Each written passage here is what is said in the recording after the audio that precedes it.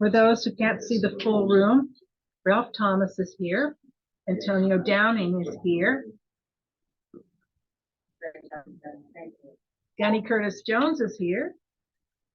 Reverend Cornell Jenkins is here. Miss Carol Smith is here. Cornell Jones and Miss Leah Green. And of course, your color announcer, me. And we have a number of guests. Right now, the guests who are with us are our first set of guest speakers from the Gilchrist Institute associated with Luminous Health. And then we, of course, we're recording from inside the police department. So our police guest person will be arriving later. Okay. All right. Let me know when we're ready to get started. I have 10:15 now. You ready? Mr. Downey, sister, you ready? Okay, good. All right. I would like to call to order the general meeting of the NAACP for Anne Arundel County. It is now 10:15. We're waiting for other people to arrive. And I'm going to call to order with an opening prayer. Okay, so at this point, I'm going to say a prayer. We'll proceed. Okay, let us pray.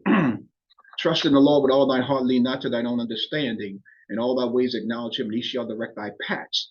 Be not wise in thine own eyes. Fear the Lord and depart from evil. It shall be health to thy navel and marrow to thy bones. Like Proverbs 3:5-8, Lord, we come before you, bound to you as only God. We thank you for your son, Jesus, who died for us on Calvary's cross. Lord, we ask that you reign supreme in this meeting. Touch hearts, touch minds, so we understand fully that this is a professional meeting and we must remain professional and respectful. Let our hearts, oh Father, have love as we take care of the great work of the NAACP. In the name of Jesus Christ, we pray. Thank God. Amen. Amen. Amen. At this point here, we have approval of the agenda. Everybody should have gotten a copy of the agenda because it went out. If you take a look at that, I get a motion to approve the agenda. It's pretty straightforward. Do our guests have copies of the agenda? Mr. Thomas, I have extra one here. Do you have any more extra one? Thanks. Okay. All right. But for the members who had a chance to look at the agenda, of course, our normal agenda we have each month. Can I get a motion to approve the agenda? I make a motion the agenda be approved. She's happy. Second. Okay. The motion for approval of the agenda has been made and second. And I'm assuming everybody in opposition to that. So we proceed. The next order of business is minutes of previous meetings. Dr. Dodoni had an emergency, so she didn't get a chance to get to that. But she did inform me she will provide that to me. And so at the next meeting, we'll go ahead and hear about the minutes of the previous meeting as well as this meeting. And we'll proceed accordingly. Okay. At this point here now, let us go to the reports of officers. For our guests, the president's report is right out there on the table if you want to get a copy. There are a few copies out there. So what I want to do is I want to go ahead and just highlight a few things in the president's report. You can read it to get some more details, but let me just kind of talk briefly about what it is I want to emphasize. Today, we are pleased to have Gilchrist here, and they joined with Luminous Health, Luminous Healthcare, and it's now called Gilchrist Life Care Institute. We have some of their representatives here today, and they're going to share with us some wonderful work that they're doing in terms of hospice, in terms of helping people in need, in terms of veterans, and we look forward to their report. One of the things that I want to emphasize is that we're going to go through I have the written reports from from various committees, and that's going to be the principal focus of ours. What's on the reports? If you didn't have a written report and there's something pressing that you just want to share, you have about 5 seconds to do that. But we're going to spend most of the time on the written reports because I've asked all of the committee chairs to provide me written reports, and I do have some of them. For those who did provide the president with a written report, thank you very much, because I'm always reading the reports, and I'm real pleased with what I read. Okay, the next thing I want to share, you see part 2. Today, we're going to have a special presentation after Gilchrist. The Annapolis Police Department is going to take us down to their strategy room, and we're going to learn about the interworkings of the police department. Many times, people complain about the police and they don't really understand how things work. You're going to tell us about when they get a complaint, the process they go through, and all the details of the interworkings of the police department. As everybody know, as president of this branch, one of the things that was very important to me is that we break down this barrier between law enforcement and the African-American community. Police officers are not bad police officers, so it makes no rational sense to continue this barrier between us. The chief of police here and I are on one accord 100%. This is something he's been trying to do to reach the community. And when I brought this idea to him, he was absolutely ecstatic about it. He's happy about it. The chief of police for Anne Arundel County is happy about it. The mayor's happy about it. Representatives from the county executive office is happy about it. It is a brilliant idea, and 100% of the credit goes to my Lord and Savior Jesus Christ for it. So we're moving forward. So we get a chance to see the interworkings of the police department, something I've never seen. So I'm looking forward to getting hearing the presentation later. The next thing I want to talk about is, of course, those who were in the parade, Martin Luther King Jr. parade. I learned that the reason why they didn't have the festival was because of the change in date. And so they're going to do the festival at a later time. You know, a lot of these vendors, they have dates, everything is locked in. So you change it at the last minute, you just knock them out. And so I've been informed that from the mayor's office that they will reschedule the festival. But as far as the parade is concerned, we were there. We had 3 cars there. We had people out there marching, even my wife marching, holding the banner. And everybody know the NAACP is in the community. We're concerned about them. The last thing I want to share is not all the presidents, but we had a president's listening session. They have various branches in the state of Maryland, and the president of the state, as well as some of his officials, wanted to have a president's listening session to kind of let us know about some things that are important. One of the things, they're still transitioning. You know, they got a new team, they're still transitioning. But one of the things they mentioned to the presidents, and I wanted to mention to the members here, is that if you are threatened in doing the work of the NAACP by anyone, we are to notify the state, because the state will step in to support the work that we're doing. We're trying to help people. We're not trying to hurt anybody. So if anybody interferes with us or threatens us, you let the president know, and we will get the state NAACP down here to deal with that. And I was real pleased to hear that. Also, if we have any other issues, the state president was there, and he let all the presidents know any issues that come up with the work of the NAACP, let them know they're there to support us and to help us. And this is something kind of new, because many times as our branch, we didn't really do a whole lot of interacting with the state. But the president of the state, the new president of the state, Reverend Kobe Little, he's a reverend like I am, and he actually came to the church where I pastored before when he was running for office, and just showed me and the members of the church where I serve as pastor just a magnificent love. And so this has continued with him in office. He said, tell everybody, any problems with anybody while we do the work of the NAACP, to let them know, and the state will come down here and support us. And so that's all I want to share for my report at this point. And so unless there's some pressing questions, I'm going to proceed forward. If you see any hands, anything as we go along to the reports, be sure you let me know, Dr. Dodon, if you don't mind. Okay. Yes, sir. Jennifer. Yes, let you bring it up. I don't know about it. You have to wait. Jennifer's online and she could speak through. Who's that? Jennifer Roman's online and she could speak through the Zoom Okay, so when we get there. connection, and if necessary, I'll put her through live speaker. I see. Okay. So we don't have a second vice president. I spoke to the second vice president who's here. He said that they're going to be sharing some information about the Freedom from Banquet at a later date. But I'm surprised he even thinking about it this early. So I let him know. Thank you for letting me know that we're trying to get us a speaker. The treasurer, Mr. Ralph Thomas, the treasurer of the NAACP, Ralph Thomas, doing a wonderful job as always. Go ahead and share with us, sir. It's your time. Good morning, everyone. Good morning. As you can see from the report, we began the month with $24,897.58, and our expenses for the month were $381.11.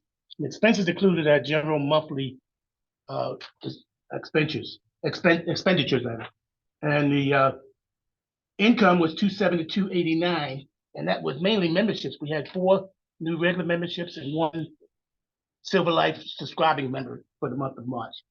So the end of March, we had $24,789.30. Sorry, $24,789.36. How are we doing on funds recovery?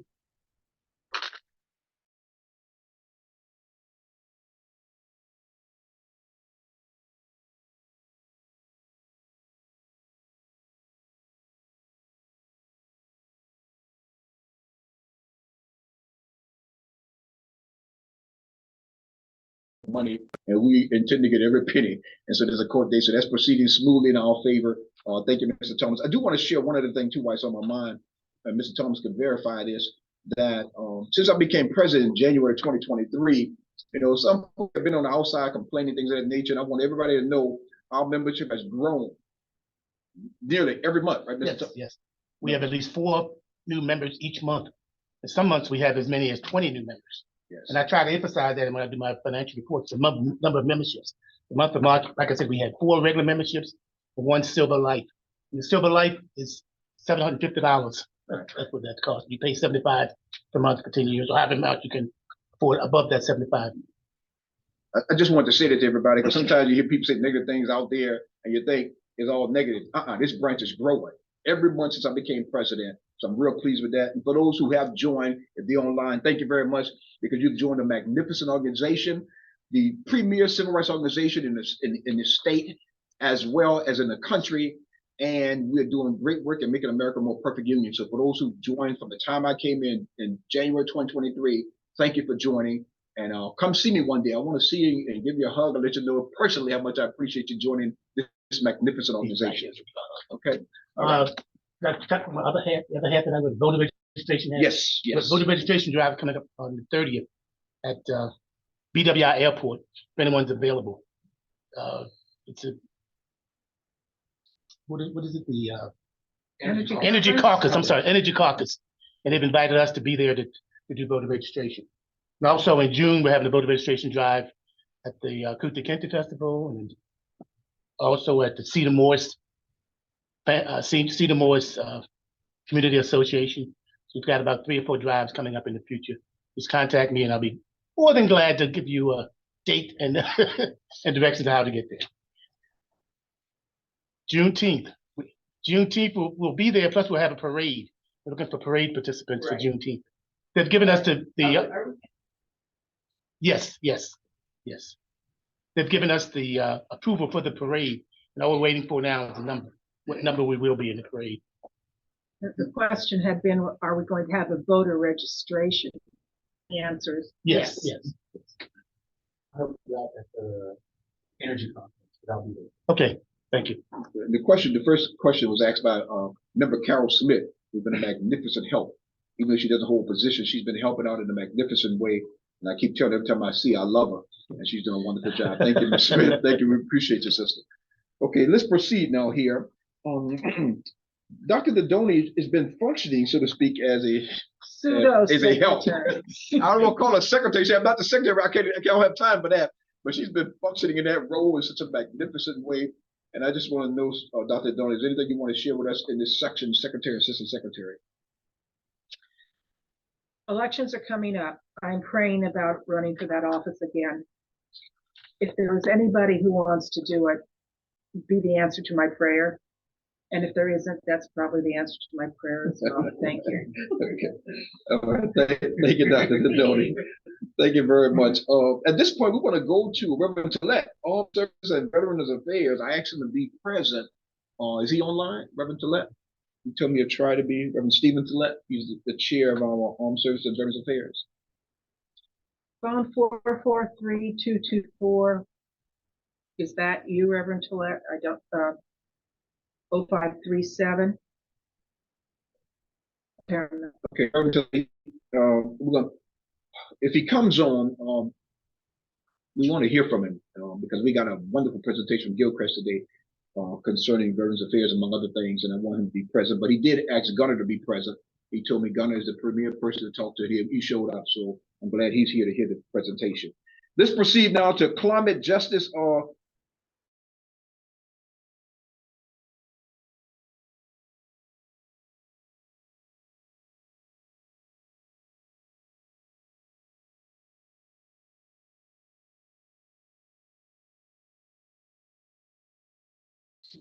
Dr. Garrett is not online.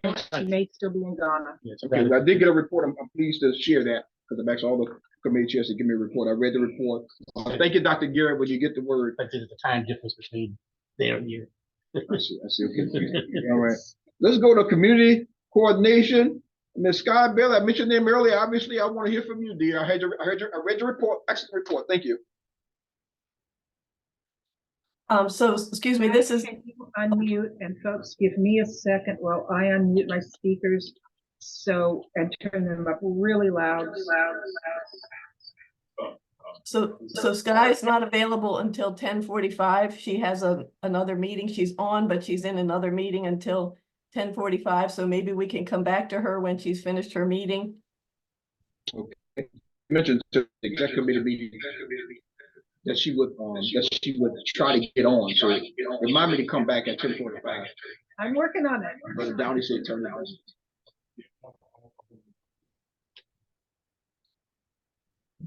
Okay. At coordination, Miss Linda Davis. I heard your voice, Miss Linda Davis. Thank you for your report. I read it. Fine job, dear. Oh, you're welcome. So the main action item is if members can attend the April 30th Housing for All action that ACT is having at the UU Church of Annapolis, April 30th from 7 to 8:30. They will be urging the council members to pass the moderately priced dwelling unit bill and also passing bills related to affordable housing. So I think it's important if members can attend, let me know. If you can attend, please email me. They would like to know how many members from each group are going to attend that action on April 30th. So I will put the link to this report in the chat so people can see the links. Thank you very much. Ms. Davis, this is President Jones here. Could you share with us a little history about the moderate price housing? Some people may not have been familiar about how it failed at the city council. Could you give us just a little history? Not too much, but just a little bit, so people who are unfamiliar with this would kind of get a feel for it. Sure, there was quite a bit of a debate about it at the county council the past few months. And it went back and forth with the percentages that would be allowed for each unit. And basically people just couldn't agree. There were one of the Democratic council members voted against it because she didn't think it was workable, because they were trying to look at what the affordable housing needs are, as well as the developers and how they could come together, and it just didn't come together. So they formed a working group with Lisa Rodvian, Julie Hummer, and Allison Pickard to really work hard on getting a bill that everyone can agree on, that does more for affordable housing and also takes into account some of the stuff from the developers. So I think they've come together and hopefully will produce a better bill that will be passable and that will lead to more affordable housing. And let me just say, for those who are not familiar with the moderate price dwelling units, that the whole idea was to have a percentage of these apartments that were being built in these huge buildings designated for people who can't afford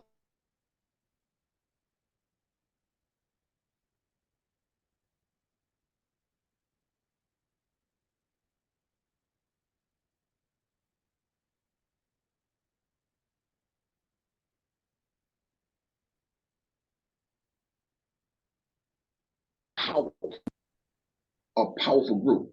And it was successful in persuading some on the county council to vote against it. So we failed the first time we went. Of course, it's important in NAACP, but if you're a teacher in Annapolis and around the county, you ought to be able to live here. And so we're going to be returning, and Linda on Acts doing a wonderful job in giving us details about what's going on. So we'll be returning. Yes, sir, Mr. Downey. Mr. Gibbs. Okay, Brother Diggs, go ahead, sir. Yes, good morning, all. Can you hear me? Morning. Can you hear me? Yes, sir. Good morning. God bless you all for being here this morning. Sorry I couldn't attend and be with you as much as I wanted to, but a little under the weather today. Well, just to interject, if I may, FHA has had a regulation and ruling for decades about percentages, and also HUD also, with regard to the percentages, and I don't know whether that's been looked at. I don't know whether that's the state is adhering to the HUD regulations at this point, but that's been, matter of fact, we know the famous 45 got sued for that back in 1979 and lost the case, and HUD won. So I think that maybe that it should be looked at in terms of a model for the percentages for affordable housing for units from studio to 3 bedrooms. There is a model for that. Just wanted to interject. Thank you for hearing me. Thank you, Brother Diggs. Ms. Linda Davis heard you, and I'm sure she can follow up. And if you don't mind following up with her on that, just to make sure that's been considered. I don't know if it's been considered already, but it's good that you just communicate. We always want to talk to one another in NAACP. Thank you for that insight, Mr. Diggs. I didn't really know about that. So be sure you communicate with Linda Davis. Linda Davis, be sure you communicate with Mr. Diggs just to make sure that's been covered, if you don't mind, dear. Sure, yes, and I think it has been covered. The percentages Okay, we have have been another hand, debated. Reverend Cornell Jenkins.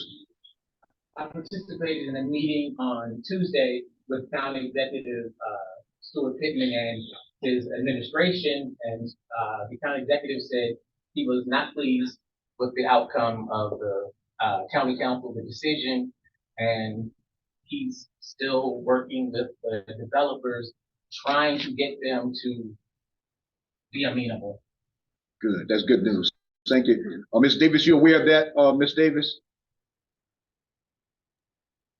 I had not heard that piece.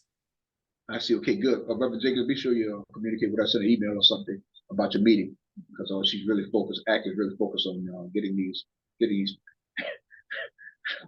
builders to realize you got to squeeze every nickel out of every inch of the building. You know, there are people who should be able to live there if they work in this county. Ms. Leah Green? Yes, good morning.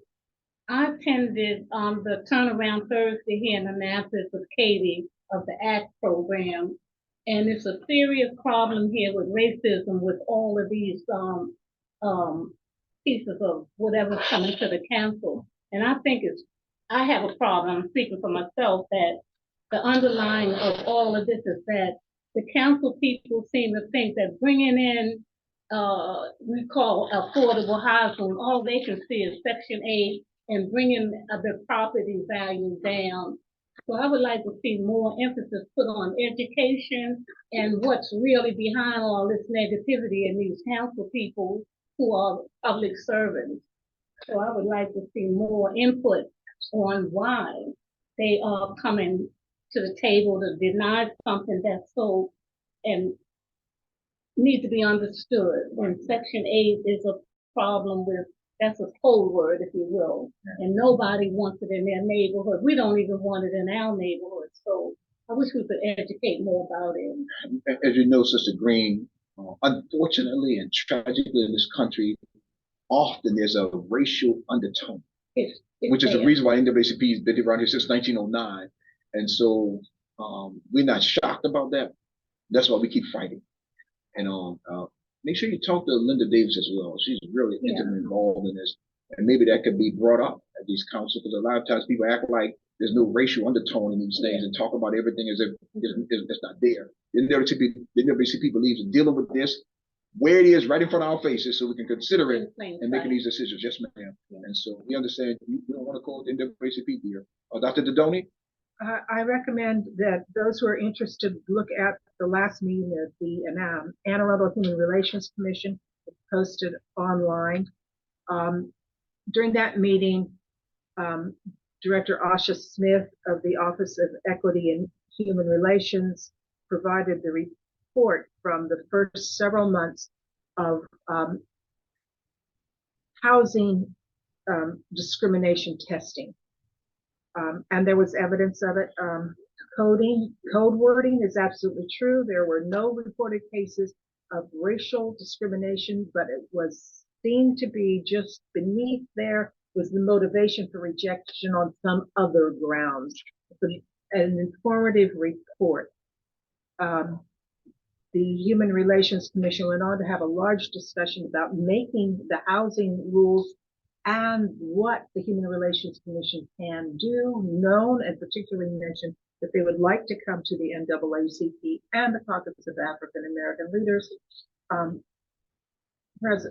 President Jones, I will put you in touch with Asha Smith for that purpose, but also for the purpose of identifying a chair within our organization for housing. Mm-hmm. And am I correct that an individual can hold more than one committee chair position?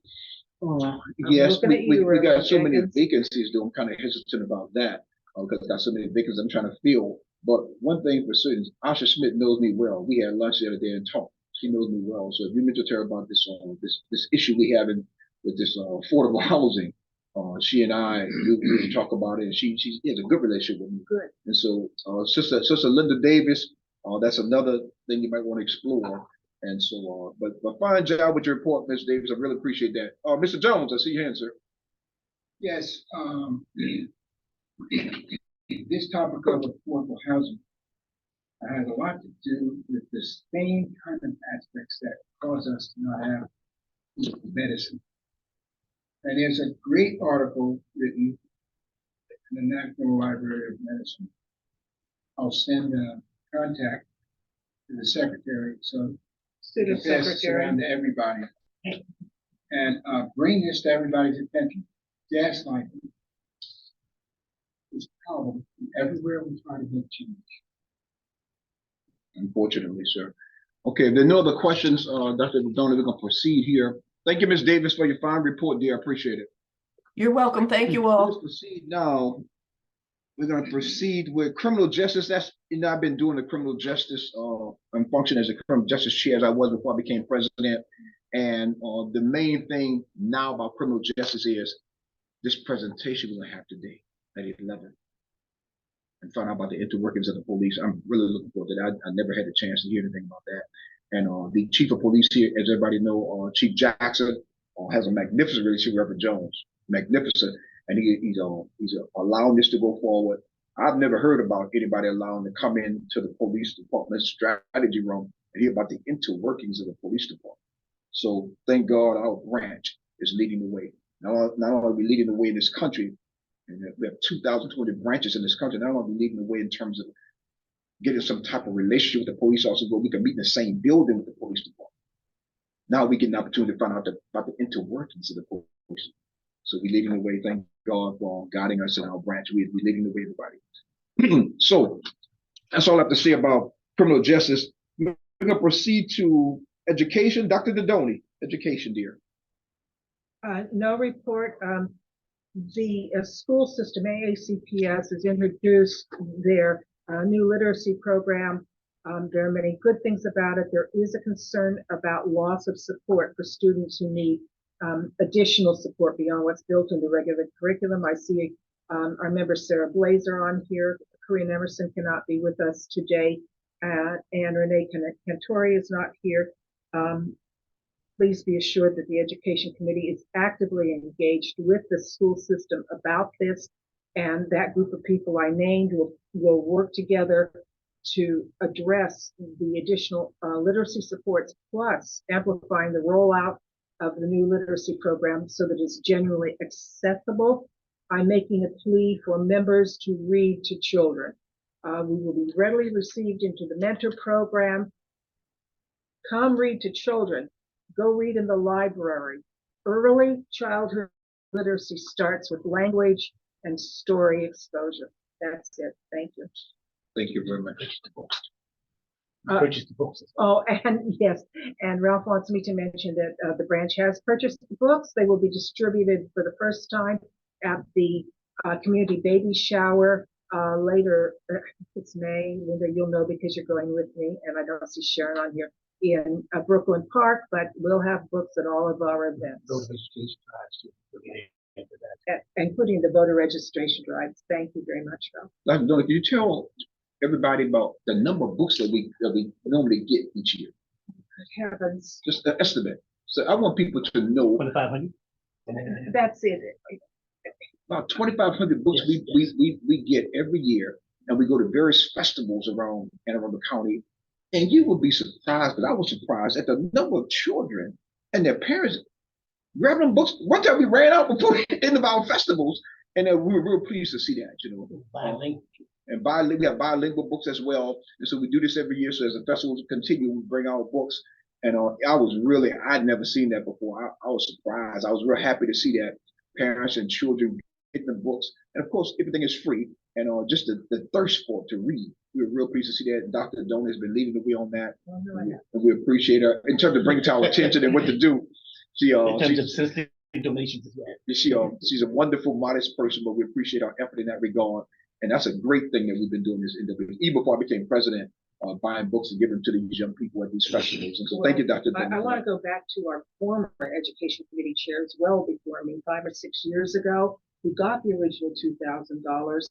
And I want to acknowledge Amanda Harper and Sharon Bettinger have remained close, and my thanks, my gratitude to the Scholastic Book Company Right, right, right. and their consultants there who help us select the books appropriate for our audience.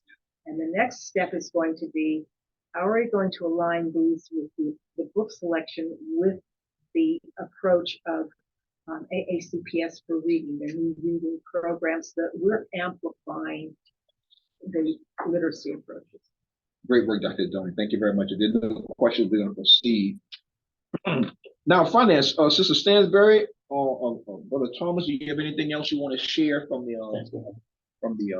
report that we had? Jennifer Roman. Oh, Jennifer Roman, Sister Roman, are you Stand. there? Oh, turn it up a little bit. Yeah, I'm here, but I don't have anything else to share. I see. I thought you wanted to share about. Yeah, the So the Zoom cloud account. cloud. Yes, the cloud account, Miss Roman. If you can share a little bit about that with us, thank you. Oh, okay. Yeah, so we record our Zoom meetings for both the monthly general meeting and the executive committee meeting. Thank you. And it gets uploaded to a Zoom cloud. And that was full, so it'd be an extra $10 a month to be able to store the meetings there. So I recommended that we do that. Okay, so we're going in that direction. I told her to talk to Brother Downey, and the two communicated, and you conclude that's a wise decision. Yeah, actually, as part of the executive meeting, I went ahead and made a purchase because our storage capacity is full. So you get us this.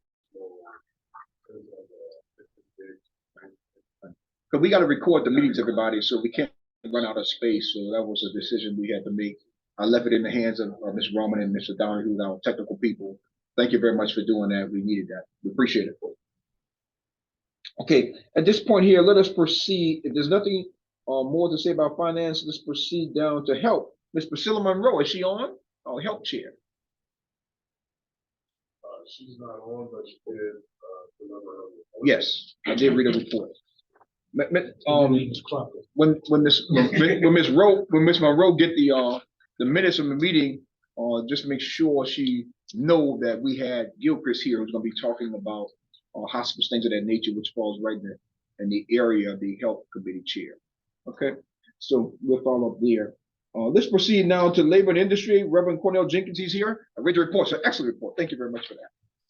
The only thing I wanted to highlight from my report is that the chief of the Annapolis Fire Department has agreed with Ray McCray, who is the representative of for the Black employees of the Annapolis Fire Department. They've agreed to have a discussion regarding the methodologies they're going to use to retain and recruit African Americans for the Annapolis Fire Department.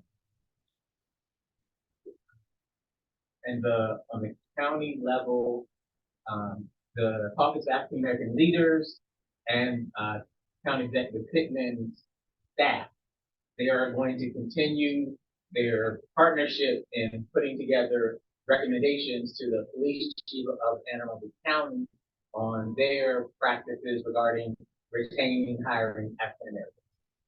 Yes, and we've been meeting also with Director Simmons over emergency management here. He's been meeting with the county executive along with myself, the head of the Caucus of African American Leaders, Mr. Snowden, as well as some other people of interest to just make sure that we're making a recruiting effort to bring in people from our community and as well as the Hispanic community to diversify the fire department. You'd be shocked at how non-diverse it is in a diverse county. And so we've been meeting about that. Mr. Jenkins, thank you for following up on that. And we continue to meet about that to make sure they're moving on that. A lot of times discrimination is fast, but remedies are slow. And that concerns the NAACP. And so we're working on that. So thank you, Mr. Reverend Jenkins. Excellent job, sir. Your report was real good. I want to mention that to you. Real thorough. Appreciate that very much. Okay, let us proceed now here. We're going to go to legal redress. Legal redress is when people file on our website complaints about discrimination, and we've had white folk that file about being discriminated against, and we take it all seriously. And I want to share with everybody that this since our last meeting, I have not gotten any new reports. all reports that come in, I respond. And writing, if they want to talk to the president sometimes, because the NAACP takes this very seriously. A legal redress is a major part of the NAACP. So when people send us complaints, yes, of course, many times is not what they think it is, but they need a rational explanation, and I try to do that in writing, because a lot of times it is significant, and NAACP will support that. So I want everybody to know, since our last meeting, I haven't got any new reports or complaints, but when I do, I want you to know this branch takes that extremely seriously, and I will personally respond as an attorney as well. I can give them some advice sometimes that may not be the NAACP involved, but sometimes they just need some simple guidance, like, Miss, you need an attorney. And sometimes, Miss, you need to call animal control. Maybe not control a dog. So sometimes it's not legal discrimination. And so I just want everybody to know the president personally deals with that, because I'm a civil rights attorney, been doing this over 30 years. So I just want you to know we listen to every complaint that's filed on our website. All right, let us proceed now. Membership. I want everybody to know Sister Davenport is not here, but I did speak to her. She's on vacation. So I said, Sister Davenport, I miss you. I'm a senior. You know, when I'm a senior, so she said she has some other meetings with other people at the time we meet. She said, Reverend, I'm not gonna miss my other meeting and come to NAACP. I said, I'm waiting on you. So next month she's supposed to come back to give us our membership report. And we really want to hear from Sister Davenport, because we've been growing every month since I've been president. And so she said her plan is to be here next month. And so just pray for her that she get back home safely from vacation. I'm gonna skip over political action. There's nothing there. Let's go to prison branch. Sister Leah Green. I read your report, Sister Green. Thank you, thank you, thank you. Excellent report. Okay. I have something to say. Can you yell at the microphone? Or you can go over there and talk. What? Do I have to? Oh, here. Do I have to? No. Good afternoon. Look, dear President, and I have a little note here, and it won't take but a minute. Yes, ma'am. But I have to go off script, respectfully off script this day. I know I'm the prison branch connector, but I have to say this because it's on my heart to say. And it's this: as an 83-year-old mother of a lifeless son with 29 years of incarceration, I have to speak out. I live every day for change. I have lived through bad cops as we know it. And I do see it was terrible, but I also see the light at the end of the tunnel.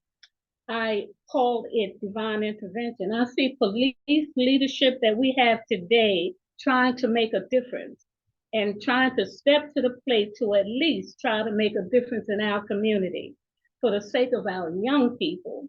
I feel this opportunity for change is larger than any of us listening to my voice. NAACP can and should be the beacon of reason during this troubling times, and it is troubling times. We have a rich history of survival through many trials and tribulations. Please, please keep respect on the table at all times. Please don't let the negative energy come into our space to keep us from doing what is needed during these troubling times. For too long, our voice has been diluted to nothing. We have no voice. The condition of the Black community speaks for itself.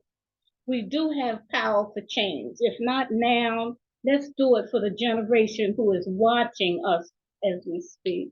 And thank you, sir. Thank you, Ms. Green. Appreciate that here. Sister Green is a devoted member here. She's at the meetings, and if she has something she wants to see on the phone, I'm all in favor. Thank you very much for sharing that thought. Okay, Mr. Jones? Mr. Chair, I'd like to take a couple of minutes to add to what Sister Green had to say. When I spoke about gaslighting, I really am talking about the fact that many people really don't have an idea that in 1860, 37% of the people here in Anne Arundel County were slaves. Without that history, they don't understand their behavior. And I think what we need to do is have a history session, several sessions in a row, like at Maryland Hall or somewhere that'll hold a lot of people, and let the white community understand why we are the way we are and why we need to change. Thank you for bringing this up. Thank you. make sure you communicate with our education chair, Dr. Donnie, about this idea. Okay, at this point here, what I want to do is, I'm looking at about 6 minutes too, and I promised Gilchrist would give him a little time before we actually go to the police presentation. And I would like to do that now, and however you want to start, President, or however you want to start it, just stand right over there and share with us nice and loud and have as many presenters as you want. I promise I will give them about 5 minutes, and it's about 5 minutes to 11 before we go downstairs to the strategy room of the Annapolis Police. And just a moment while we rotate the microphone and camera. Let us know in the chat if the sound is going to be okay. Can you hear us? Oh, hold on. We're going to move the mic and the camera.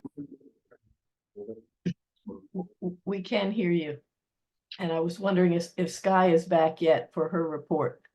No, we didn't know we would be on camera, but we are delighted to be here this morning.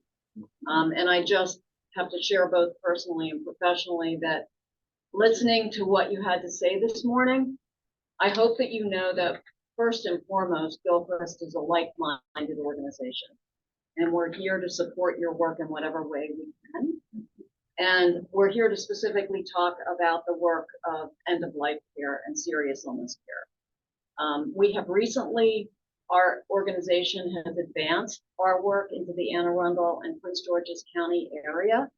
And that's what kind of brings us here today. We have 3 specific areas that we'd like to talk about. And Reverend Jones and the Gilchrist team has had an opportunity to spend an hour together and identified 3 initial areas. One is in our veterans work. The second one is specifically in our healthcare work. And the third one is in the recruitment, employee recruitment and volunteerism area. So I'm joined today by experts in that area. Diane Sansilio leads our veterans program. Elijah Cummings and Lori Rubottom lead our volunteerism and recruitment work for employees. And Bonnie Spiker leads our Gilchrist Institute here in Anne Arundel County. So I'm going to let them each talk about their areas of expertise. Yeah, hi, good morning, everybody. Nice to see Chris and Ms. Green. Thank you, and Dr. Jones, thank you for having us. So we have a very special We Honor Veterans program. It's probably the most robust program in the state. Our focus is, of course, end of life and serious illness.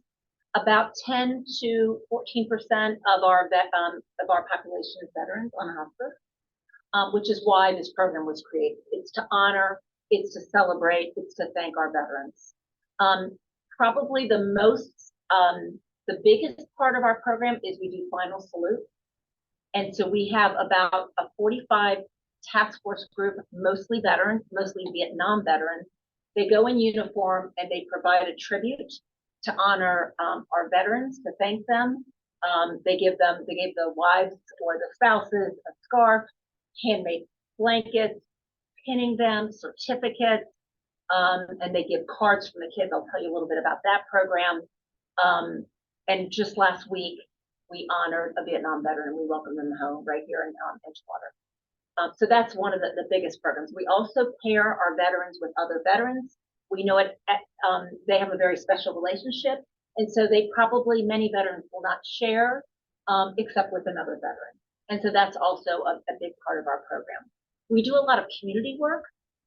We actually have our veterans lead Veterans Day celebrations in 16 residential care communities, and we invite everybody to come and thank them. We have partnerships with Fort Meade. We have partnerships with the midshipmen. We have partnerships with the ROTC, Morgan State, Towson.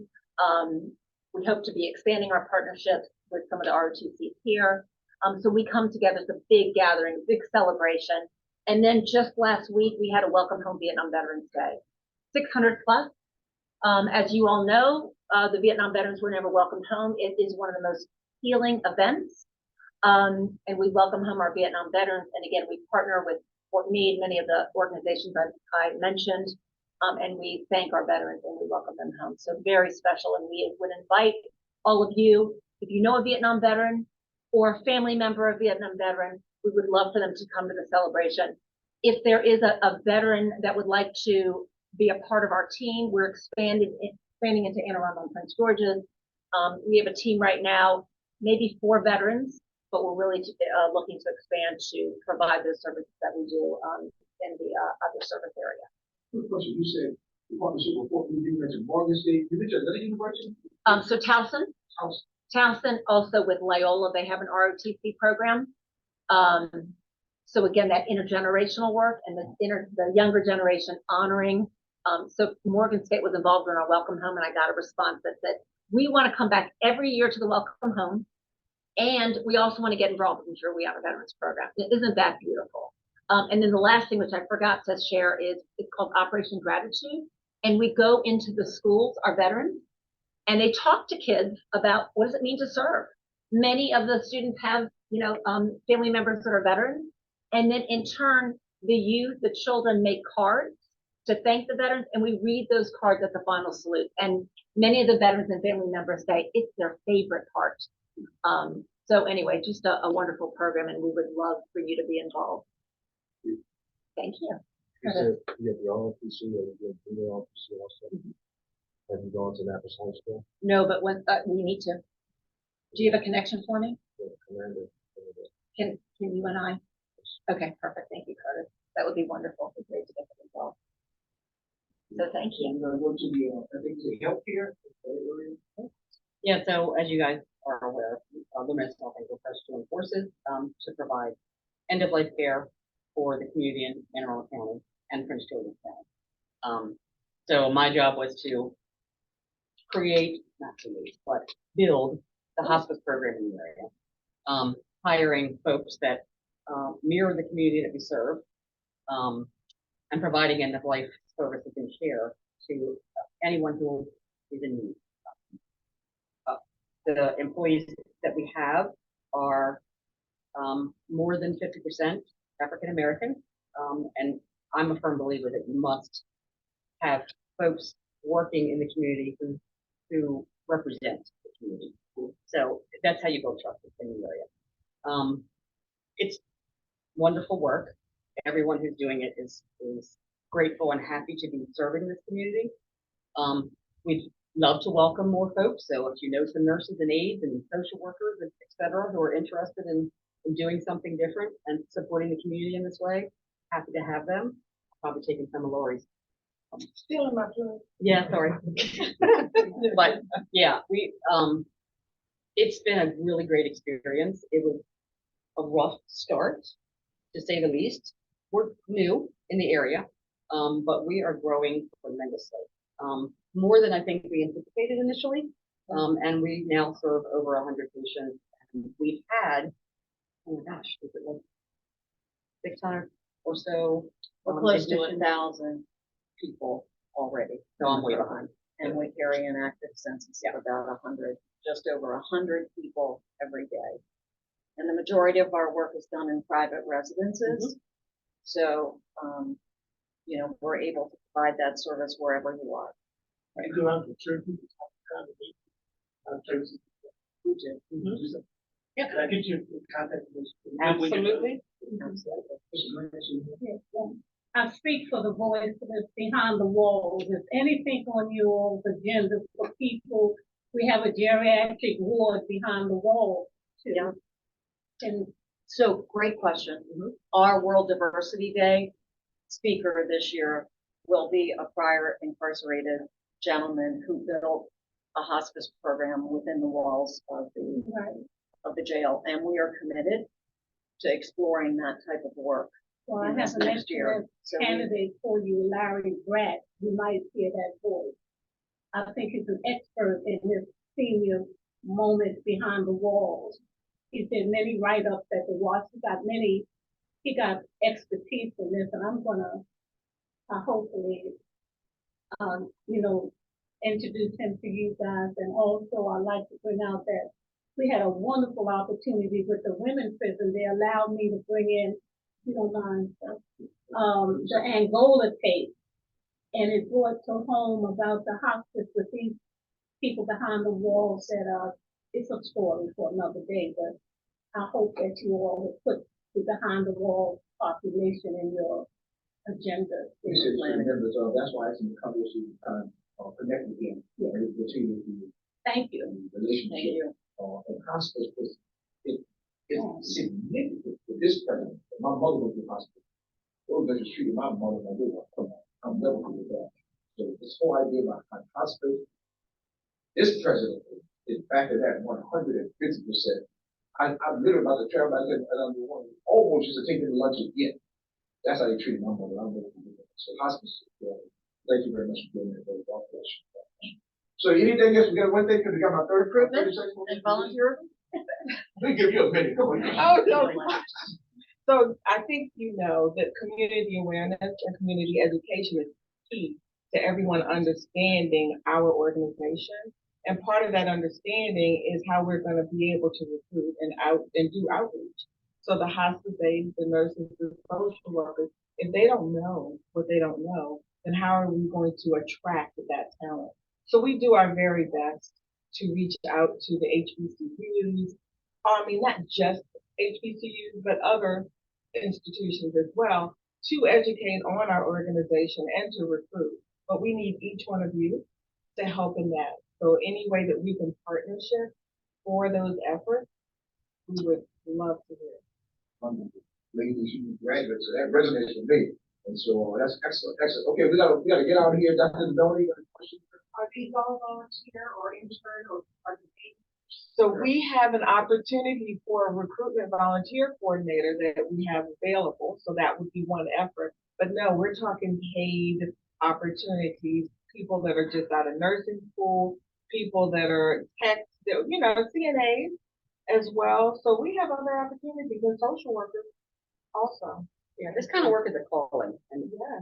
there's a lot of people that just embrace it, and this is what they were meant to do. Do you have a website where we could explore? GilchristCares.org. How do you spell Gilchrist?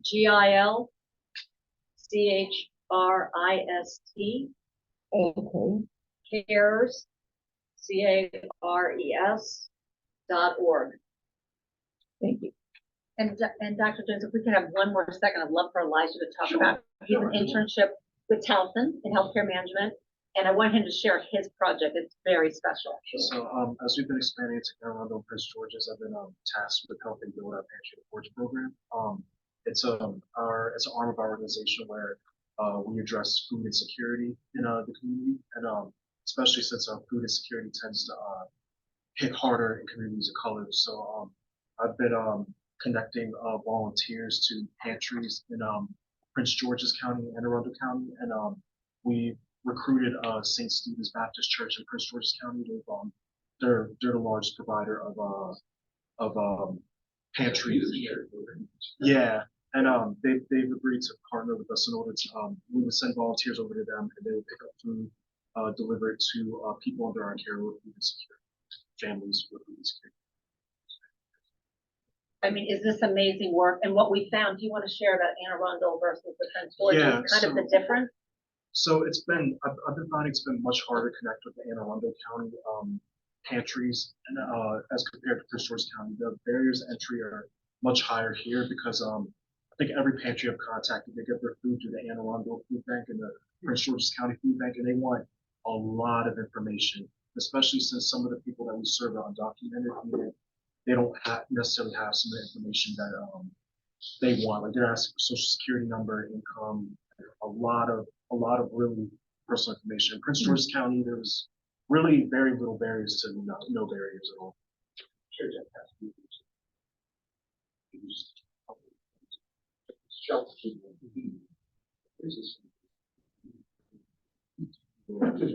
And that's the wonderful thing of Elijah built connections with St. Stephen's Church, which, as Elijah said, was the largest provider of food. And we're talking about healthy food. We're talking about chicken, meat, fresh vegetables, like healthy food.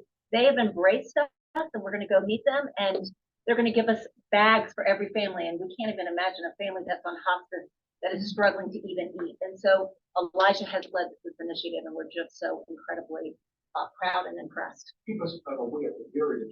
To the next people about the area, because I know a lot of people trying to overcome that. So in particular place where you have a lot of barriers, and in particular rules that are in place, it's unbelievable what they can do. They almost do what they want to do. So just let, keep us informed. Can we set up a meeting with you? We would love to. Absolutely. Elijah? The food insecurity is pretty serious. Yeah. I'm gonna give you a call when you need. Thank you, thank you.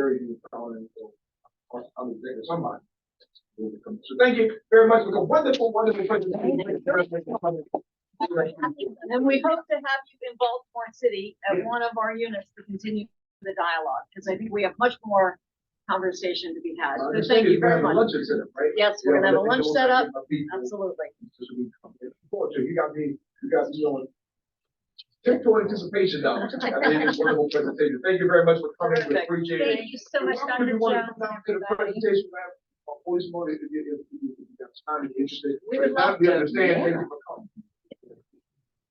Okay, so at this point here, let me call this police officer.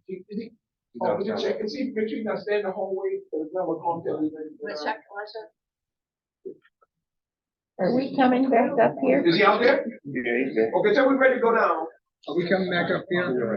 Or should we bring our stuff? Are we coming back up here? I think so, sir. Okay. Did you hear that? Carol? Carol, did you hear that? So we should take. No, I can give you my contact information. Hey, folks on Zoom, we're not going to be able to take you downstairs for the tour with us. I'm sorry. Thank you for being here. At this point, I think Antonio's going to terminate the, oh, Sky. Sky hasn't done her report. You got any more, Mike? I think there's a few. Sky, we're gonna send it out again with special emphasis. I'm so sorry, Sky. And Linda, thank you for calling that to our attention. Yeah, absolutely. Thank you, Mary. You ready for us to come down? Okay.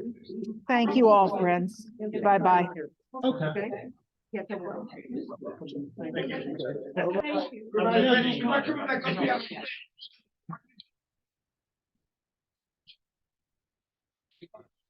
Please don't forget to sign in.